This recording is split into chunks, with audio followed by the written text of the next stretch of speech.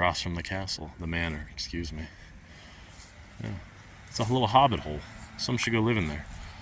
What's inside? Fine, I'll go look. Someone's been drinking here. They have a drunk hobbit's been living in here, maybe. Yeah, it looks like a sauna or a garage to me, one of the two. From my understanding, this causeway here was built in the 1850s, 60s, when the big manor house was built the first time.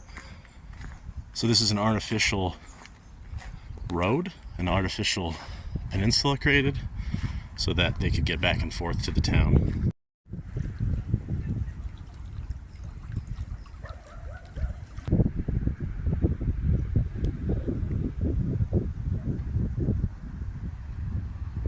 What a beautiful factory they built, the Soviets. A nice carpet factory, some shit like that. Great place for it. So this looks like obaloo. It's apple sauce, apple juice they make here.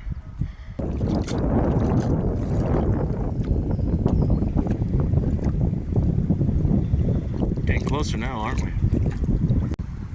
Well, here we are at Lentvaris, at the manor, at Lentvaris Manor. This was built first time in the 1860s, later redesigned in about 1890 to fit its current Gothic English style.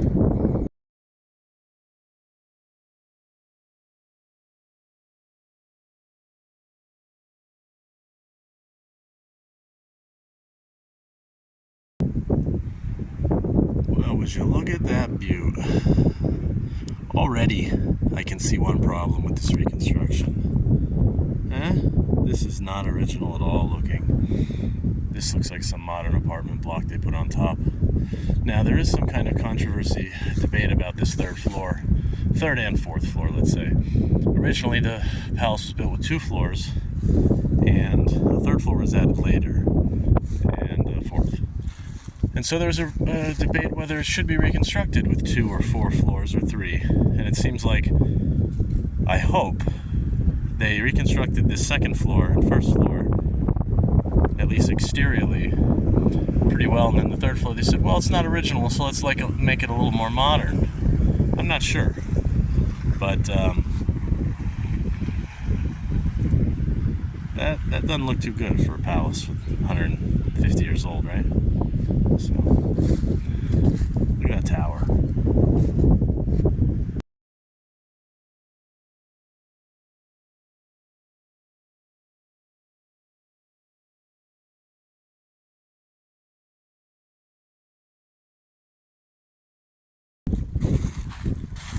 While we're here, I thought we'd check out the gardens.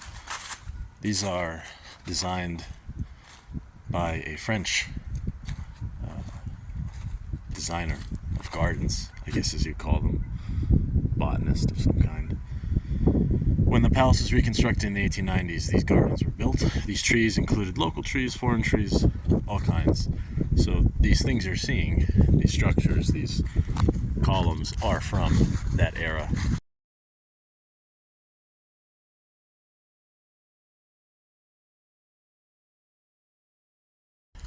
But these gardens are particularly untended right now.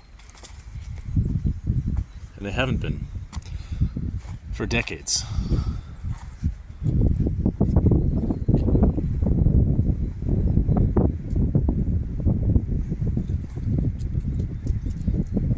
Like something out of a movie, huh? This side hasn't been reconstructed yet. We're going to take a closer look. First, we're going to finish this garden off. It's quite a windy day, so I'm going to apologize if there's some wind in the audio. Not much can be done about it. There's a lot of outbuildings here at the palace. There's stables, there's some servants' quarters, there's like a little cafe thing. I'm not really sure what that was for. On the other side, we're going to look at all of them. These outquarters have been turned into residences where people now own privately and live. They have a nice lake right next to them and this beautiful brick building. Many of these outbuildings were built in the 1890s at the time of the reconstruction, the second construction of the palace. So the original palace is from the 1860s, reconstructed in the 1890s, And many of the second buildings are from the 1890s, you'll see. For instance, there is a tower, a bokštas, over here. I'm not certain if it's a water tower, purely ceremonial defense tower, but yeah, we'll get a closer look. Where are we? Some Game of Thrones, Lord of the Rings stuff, huh? Yeah, you'll find a lot of things like this in Lithuania. We could film all the fantasy historical movies here. We have a lot of manors, palaces, and quite a few castles. This building, as I said, ceremonial or water tower. Quite a few graffitis on it now. Haven't been here in a few years myself, so the palace itself is a little more reconstructed than it was. And probably a few more graffitis on these. I think as Lentvaris gets more popular, more kind of, let's say, bougie people move here and build townhouses and expensive houses. The price of property here is going up, up, up, up, up, up, up, up, up, up. Like all over Vilnius area and Lithuania as a whole. And just for the record, it's outpacing salaries by quite a lot. So it doesn't really make a lot of sense. But what a structure, huh? Completely unused. Would make a nice just house for someone to live in, huh? Maybe a bar, maybe some type of public gathering place for the locals. Beautiful. And it's across from the manor. It's not far. Here's something I'd like to show you, my friends. Down near the Upele here, the little river. Look at this. Love a good old set of stone stairs. We have all these stone little walkways around the river. We're gonna go down and look them out before we head back over to the palace. Well, would you look at that? At the bottom of the stairs, we have ourselves a nice little waterfall, man-made. The Upele was diverted to go underneath this little road and factory area.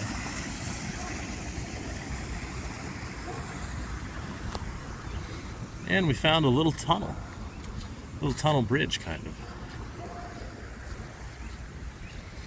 Much of this stuff, well, this is newer, but much of this stuff was constructed to be a part of the manor grounds for them to enjoy more than 100 years ago in their leisure time.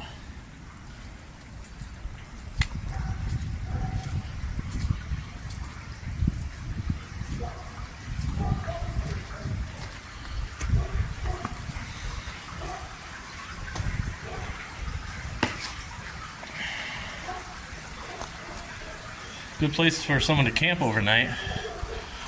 If they're looking to have a free place to camp, all you camping with Steve, stealth camp enthusiasts, this might be one of your locations.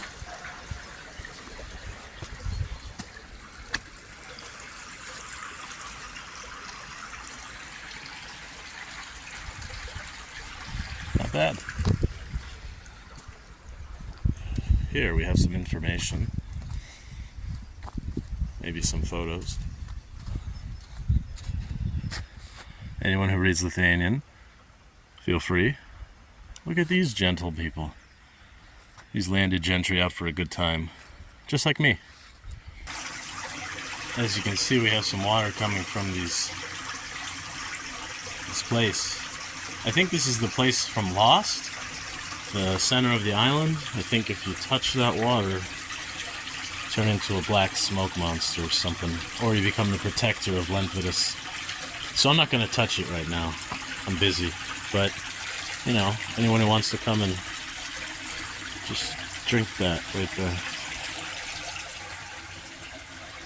It goes to the tunnel, so let's go see this pillar that's up here. You know, I've actually never been over this side of the manor. I've been here many times. I'm just lazy. I never walked down here. What did I say? That you can't be afraid to go places. Now look at this. That's where the water comes from. This is a sacred pond, I guess. You know. So we have an obelisk here. friends of the Egyptians, I see. We're not far from that tower. So we're over the hill from the manor. But this was all part of the manor grounds at one time. Probably still is.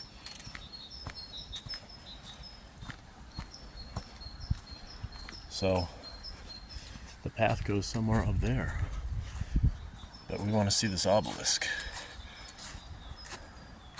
Classic. Rich white people love obelisks. I mean, if you gave me an obscene amount of money, I'd probably build pyramids and obelisks too, you know?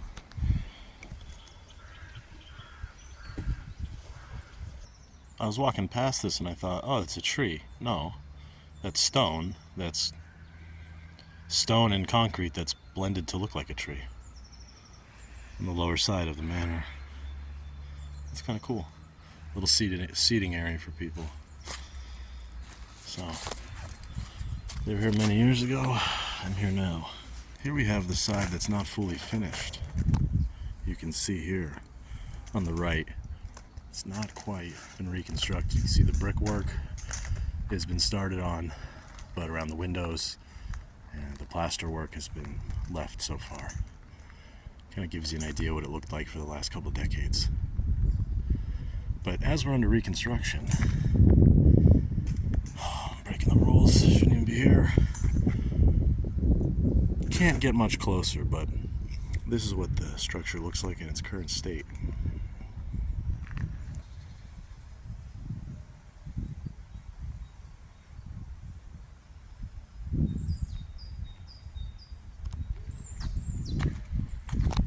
We have more outbuildings here. These ones are all converted into residences. Private residences for people to live, which is good. Good to keep the buildings up.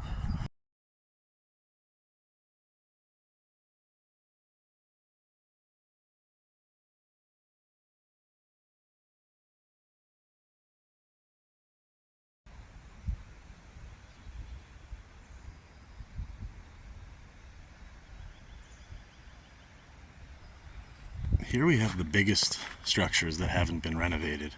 I believe these are the stables. I could be wrong, but they have the look of the stables. Tall window, tall short window, you know, near the top. That's generally for horses. Look at those windows. The pointy tops, is that Moorish style? I like it. And how about this sigil? This coat of arms here.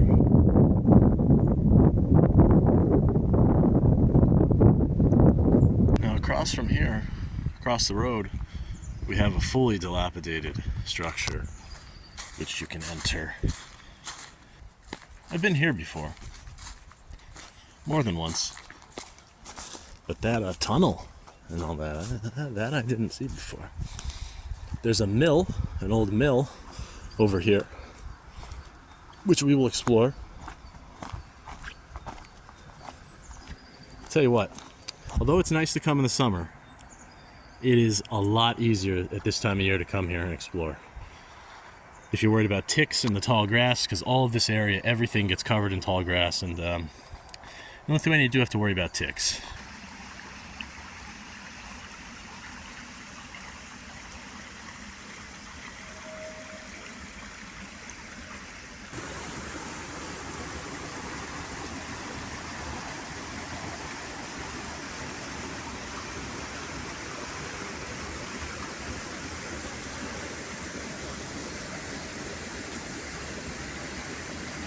Anyone a little more adventurous, you could jump in right there, see what's inside, but I don't think there's much. Most of these buildings are shells of their former selves. And outside of the palace that's been reconstructed and a few of those outbuildings, which are now residences, I wouldn't expect to find much of the original structures here, especially over here. These ones are basically shells. This one a total shell. I thought I'd point something out.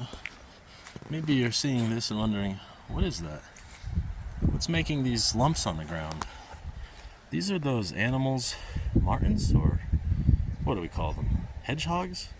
I forget now in English.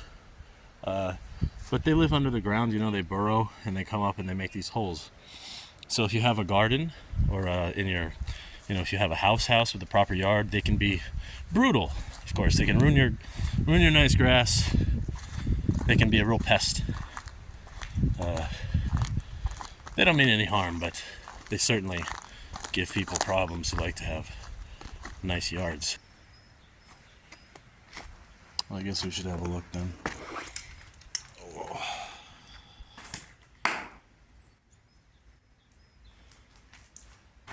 Radioactive. And we are watching. Mostly just garbage. One of those S's from the 90s we used to draw on things. That's cool. Anyone needs a number? Not much going on. One last place to go. There's that cafe. It's called on Google, and I've never really understood what it was as a historical place when I've read into it. I assume it was some type of place they would leave the castle and come to and have leisure, like a little cafe of some kind, like a salon, I guess you'd call it. It's over there. Now the palace is here. Yes, all the outbuildings, everything we were at, over here. Lake, this is over here, in front of this house. So we're gonna have to walk around. Where they are is where we are. Where they were. How do you like this bridge? This is a Lentvaris classic right here. Let's just look at that a little bit closer. I mean, I've walked over this a lot.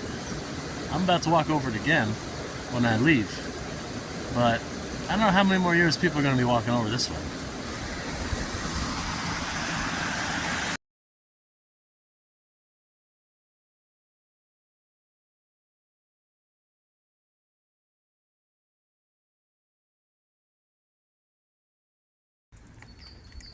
And for lack of a better phrase, we're calling it the cafe. What a great place this would make. They finally put some docks here in the last year. It's very nice.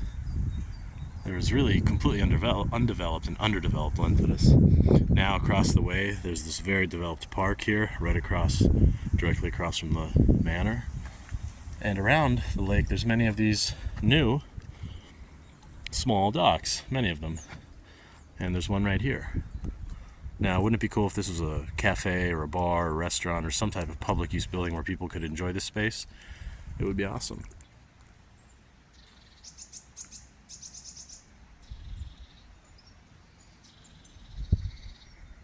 This one needs a lot of work, but there's potential. And it's directly across from the manor. So, if you haven't been to Lentvaris yet, well, you should come have a look.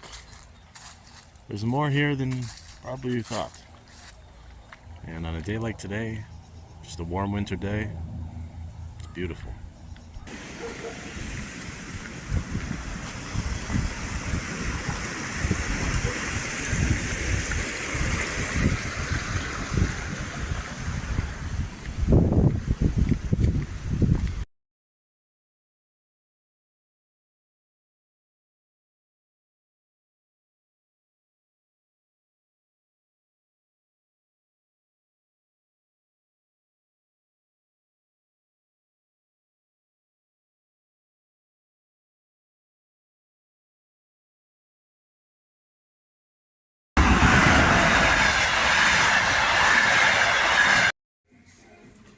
Well, looks like I did make it to the Loco Cafe after all.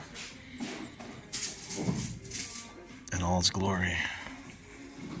Now that is a proper lunch, people. With some gyro to go with it. Lentvaris train station. The end of our journey. It's time to go back to Vilnius. For me. For you, it's time to get on to the rest of your day. Whatever you're planning on doing before you click this video. Well, if you like this video, if you like this kind of stuff, like me, you should probably like and subscribe. It helps. You know, tell everyone you know, basically. When you go out today, just first person you meet, just say, hey, I saw this video today. I want you to watch it. You know? Just basically tell everyone. And yeah, have a good rest of your day.